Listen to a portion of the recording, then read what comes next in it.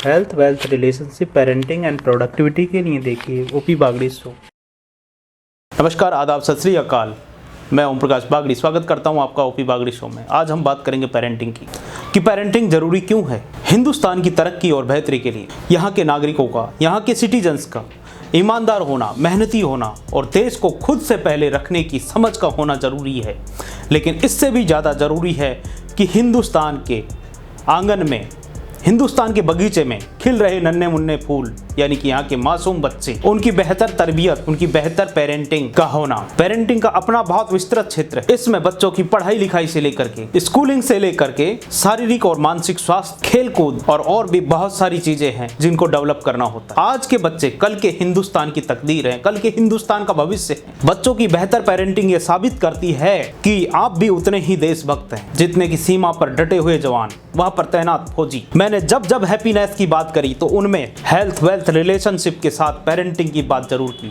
यानी कि खुश रहने के लिए 4 पिलर्स जो मैंने माने हैं, उन 4 पिलर्स में से एक पिलर पेरेंटिंग का है। आपकी पेरेंटिंग ये तय करती है कि बुढ़ापे में आप खुश रहोगे या बहुत खुश रहोगे, या तुम्हें बुढ़ापे में खून के आंसू रोने पड़ेंगे। बच्चे के स्कूल के टीचर्स क्लास दर क्लास बदलते रहते हैं, लेकिन माँ बाप हैं जो जिंदगी भर साथ निभाते। मैं ये नहीं कहता कि टीचर्स की भूमिका कम है, बहुत ज्यादा है, भगवान के बराबर है, लेकिन कहते हैं कि माँ बाप भगवान से भी ऊपर होते। जिस तरह स्कूल और कॉलेज के टीचर्स की तरह माँ बाप बदलते नहीं है, सदाबहार टीचर हैं, परमानेंट टीचर हैं, जिंदगी भर साथ रहने वाले टीचर। इसलिए उनकी शख्सियत पर पड़ने वाला प्रभाव के जिम्मेदार भी वो खुद होते हैं। बच्चा शुरू के 5-7 साल घर परिवार में रहता तो है, लेकिन माँ का सानिध्य उसके लिए सबसे ज्यादा जरूरी होता है। यानी कि 5-7 साल जब उसके ब्रेन सेल्स बन रहे होते हैं, जब उसके साइनोप्सिस डेवलप हो रहे होते हैं, तब उसका 80% टाइम माँ के पास गुजरता है। सीधे शब्दों में अगर कहें तो बच्चे की तरबियत पर, उसकी शख्सियत पर पड़ने वाला सबसे ज्यादा प्रभाव, सबसे ज्यादा असर माँ का होता है। बच्चे की पर्सनैलिटी को डेवलप करने के लिए सबसे ज्यादा किरदार माँ निभाती है। दूसरे शब्दों में कहें तो एक इंसान ही है जो सबसे ज्यादा माँ के सानिध्य में रहता है।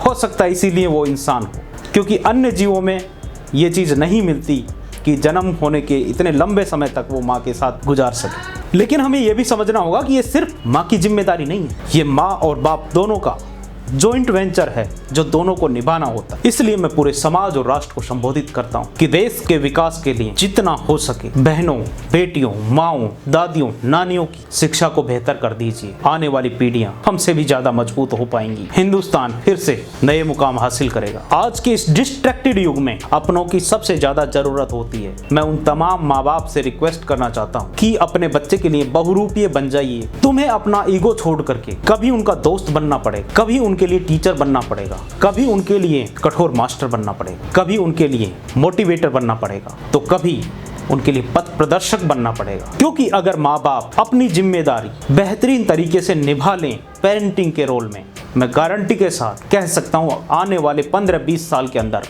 हिंदुस्तान की आधी जेलें बंद हो जाएंगी। क्योंकि आपकी पेरेंटिंग तय करती है कि तुम हिंदुस्तान के लिए एसेट तैयार कर रहे हो, ह्यूमन रिसोर्स डेवलप कर रहे हो, या फिर हिंदुस्तान के लिए अपराधी तैयार कर रहे हो। अगर कोई बच्चा अपराधी बनता है तो ये उनके माँ बाप की कमी है।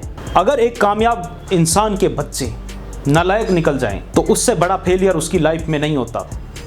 और एक साधारण इंसान के बच्चे अगर काबिल हो जाएं तो ये उसके लिए वो हसीन सपना होता है जो पूरा होता है। जनाब, पशु सिर्फ बच्चे पालते हैं, लेकिन इंसान बच्चे पालने के साथ साथ तरबियत भी करता है। यही फर्क है पशु और इंसान में। तरबियत का मैंने बताया था कि क्षेत्र बहुत बड़ा है, लेकिन कुछ खास चीजें जिन पर हम अगले वीडियोज में चर्चा करेंगे कि कैसे किस चीज को इम्प्रूव किया जा सकता है, बेटर किया जा सकता है। तरबियत यानी बेटर पेरेंटिंग के लिए बहुत सारी चीजें हमें बच्चे में डेवलप करनी होती हैं।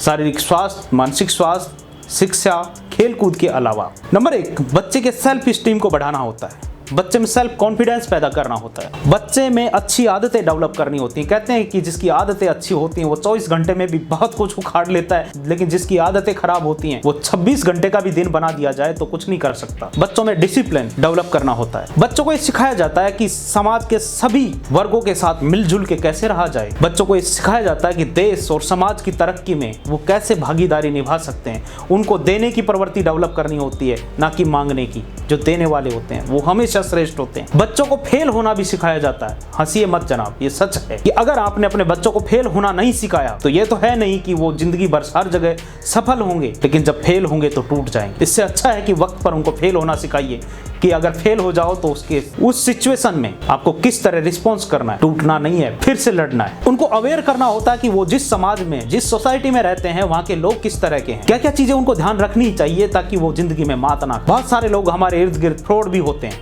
अपराधी प्रवृत्ति के भी होते हैं, जिनकी हर संभव कोशिश होती है कि एक सामान्य आदमी को धोखा दे दें, उसका फायदा उठा लें।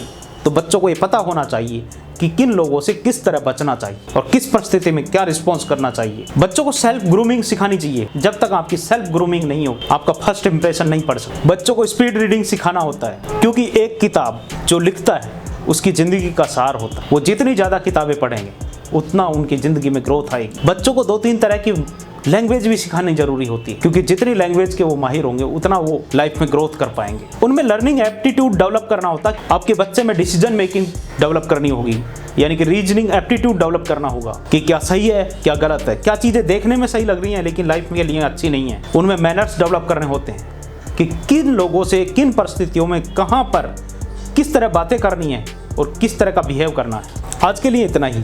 नमस्कार, जय हिंद, वंदे मातरम।